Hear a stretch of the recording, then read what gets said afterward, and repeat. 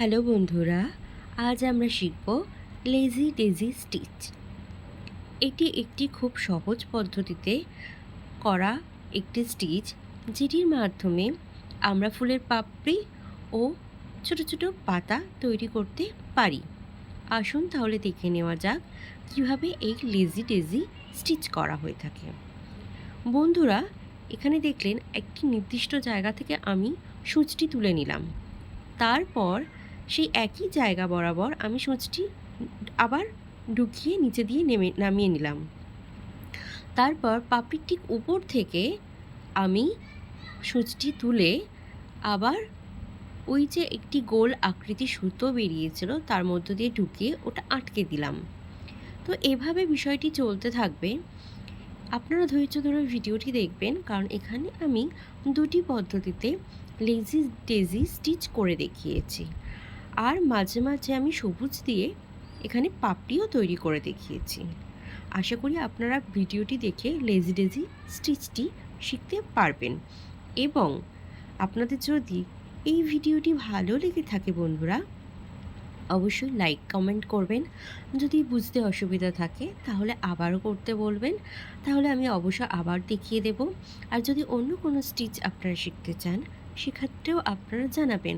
আর আপনারা কে কে এই ধরনের শখ রাখেন, যারা স্টিচিংয়ের কাজ করতে পছন্দ করেন, তারা আমাকে অবশ্যই জানাবেন কারা কোথা থেকে এই স্টিচটি দেখছেন।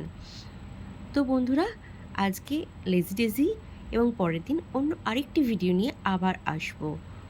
তো আপনারা ধৈর্য ধরে পুরো ভিডিওটি দেখতে থাকুন। নমস্কার।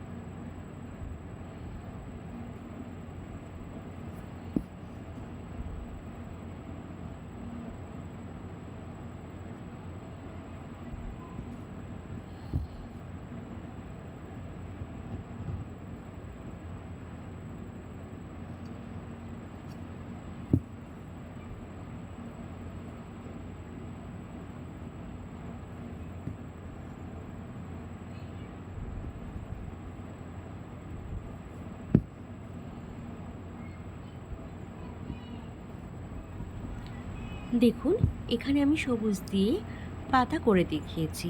ছোট ছোট পাতা করতে এটির যথেষ্ট ব্যবহার করা হয়ে থাকে।